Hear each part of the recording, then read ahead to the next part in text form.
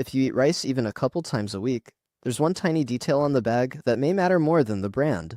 Most people never check it. I'll show you the biggest red flags, the smarter swaps, and a simple cooking trick that can make a real difference. Quick safety note, I'm not a doctor, and this is general education, not personal medical advice. If you're pregnant, managing a condition, or feeding little kids, it's worth running diet changes by your clinician. Okay, here's why I'm even talking about rice. In 2025, a nonprofit group called Healthy Babies Bright Futures published testing on store-bought rice in the US. They reported arsenic showed up in every sample they tested, and more than 1 in 4 samples came in above the FDA action level used for infant rice cereal. The part that made me stop and stare is this. There still isn't a federal limit for arsenic in the bags of rice most families cook for dinner, so before we go any further, let me say the calm thing out loud. This doesn't mean you need to panic and throw every bag of rice in your pantry into the trash. It does mean the brand name equals safety. Idea can give people a false sense of security, and it means a few small decisions. What you buy, how often you serve it, and how you cook it may help cut down exposure over time. Also, I'm going to open a loop right now, and I promise I'll close it later. The biggest aha is not a brand. It's not even organic versus non-organic. It's a simple label detail that tells you where the rice likely came from. Most bags make it weirdly hard to notice. Stick with me, and I'll tell you exactly what to look for after we walk through the biggest red flags. Now, let's get into the 8 rice buys that I personally treat like caution tape. First red flag, generic unbranded bulk rice. I'm talking about the big mystery bags, where the branding is basically rice, in giant letters, and that's it. Sometimes it's from discount stores, sometimes it's imported through third-party supply chains, sometimes it's in warehouse-style packaging. Here's the problem. With major brands, at least there's a company that has a reputation to protect and a customer service trail. With generic bulk rice, traceability can get fuzzy fast. You may not know where it was grown, how it was tested, or what the standards were. And if you're feeding rice often, I have no idea where this came from is not the vibe I want in my kitchen. Second red flag, seasoned rice mixes, especially the cheap ones with lots of added spice powders. This one surprises people because they think the issue is only the rice itself.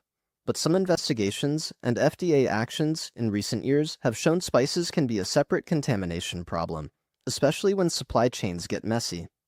If you've got a seasoned rice mix that's heavy on spice powders and it's coming from a bargain bin source, you can be stacking risks.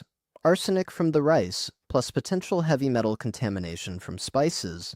And here's the part that's sneaky. Seasoned mixes can also mask quality. Strong seasoning can make an older product taste fine, so it's harder for you to notice anything off. That doesn't prove anything bad is happening, it just means you're paying for a product that gives you less transparency and less control. Hold on to that thought, because later, I'll tell you the simple workaround that tastes better anyway and costs less. Third red flag, long-grain brown rice from Health Halo store brands. Brown rice has nutritional upsides, sure, more fiber, more nutrients, but it also tends to hold more arsenic than white rice, because arsenic concentrates in the outer layers of the grain. That's not fear, it's chemistry, plus how the grain is processed.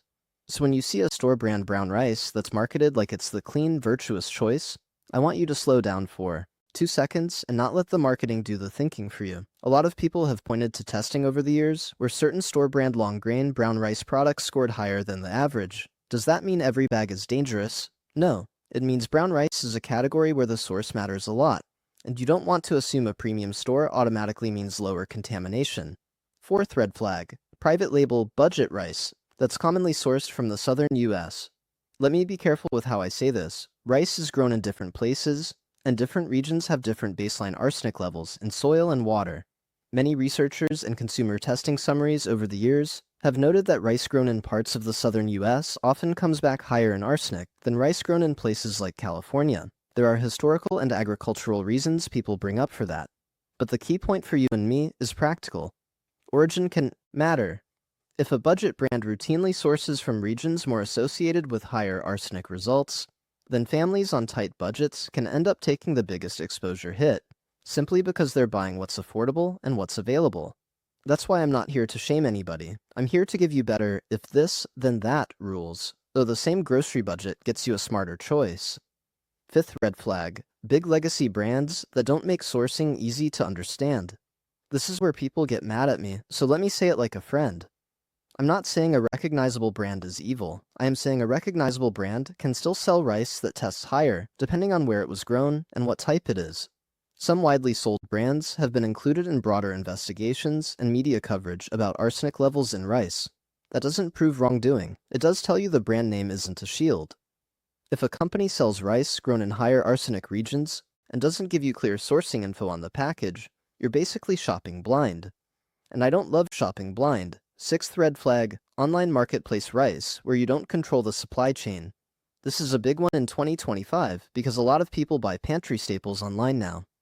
There's also been class action litigation activity around rice products sold online, with allegations that certain rice products contained heavy metals without clear warning or disclosure.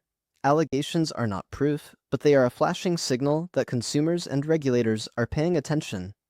My practical advice here is simple. If you're buying rice online, you want clear origin labeling, a reputable seller, and you want to avoid weird, too cheap to be true listings where the sourcing is basically a shrug. Seventh red flag. Grown in USA with no further detail, especially on long-grain rice. Okay, here's that label detail I told you I'd come back to. A lot of bags say something like grown in USA and leave it there. That sounds comforting, but it's not specific. If you're trying to lower exposure, you want more than a patriotic vibe. You want information. When a bag clearly says California grown, that's useful. When it lists a country like India or Thailand for certain varieties, that's useful. When it's just USA, you're left guessing which region you're dealing with. So the tiny detail to look for is the origin that's actually specific. California named, a country named, something you can act on. Eighth red flag, pre-cooked, ready-to-heat rice products as a habit. Let me be fair, these are convenient, I get it. But some discussions in recent research summaries have raised concerns about certain possible differences in arsenic forms in certain processed rice products. The point isn't never eat this. The point is, don't make the most processed, least transparent version of rice your default staple, especially if you're feeding kids. Alright, that's the caution list. Now let's do the part that actually helps you at the store tonight, because fear without a plan is useless. Here's what I do instead. First, I treat rice like something I rotate, not something I live on. If rice is a daily staple in your household, especially for little kids, that's where small differences add up. If it's a couple times a week, you've already lowered the long-term exposure just by not stacking it day after day. Second, I buy rice types that testing summaries have often found to be lower, and I look for origin. In many consumer-oriented summaries over the years, California-grown rice tends to test lower than rice from some other regions. Thai jasmine and Indian basmati have also been frequently mentioned as lower options compared to long-grain rice from higher arsenic areas. Is it perfect? No. Is it a better bet? Often, yes.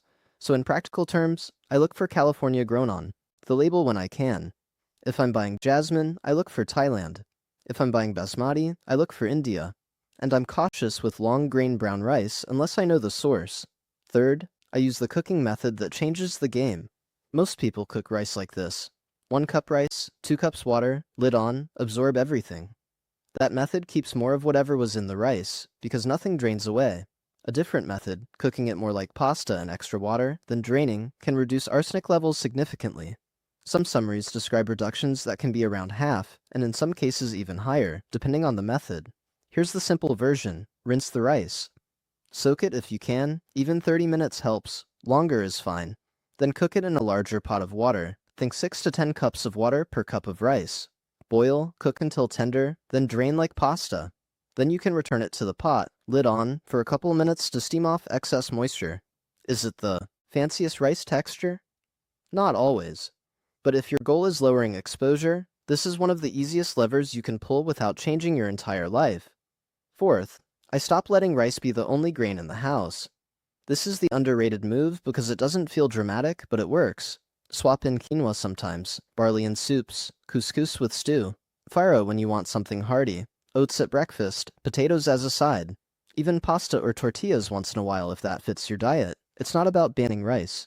It's about not stacking the same exposure source every single day. And if you've got infants or toddlers, it's worth being extra cautious about rice-based snacks and rice cereal, because little bodies get a bigger dose per pound of body weight. In that situation, it may help to use oat or multigrain infant cereals, and talk with your pediatrician about what's appropriate for your kid. Now let me close the loop from earlier, the one I promised. The big aha is this. Brand is not the main safety switch. Type plus origin plus cooking method is where you actually get control. So if you want the simple checklist, here it is. Pick rice with clear origin when possible, like California-grown or clearly labeled imports.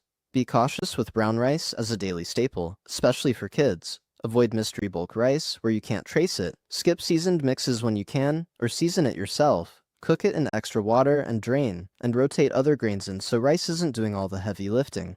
If you want, in a follow-up video, we can also talk about the rice products people forget about, like rice cakes, rice crackers, and anything sweetened with brown rice syrup. Those can sneak into a diet without anyone noticing.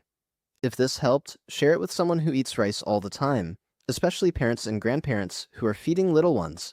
And if you want more practical grocery and kitchen moves like this, hit subscribe so you don't miss the next one. Full disclaimer, this content is for educational and informational purposes only and is not medical advice. I'm not diagnosing, treating, or preventing any condition.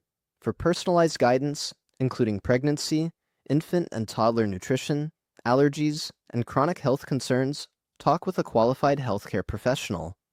Any mention of studies, reports, brands, or lawsuits is shared as public information and discussion, and allegations in legal filings are not proof of wrongdoing.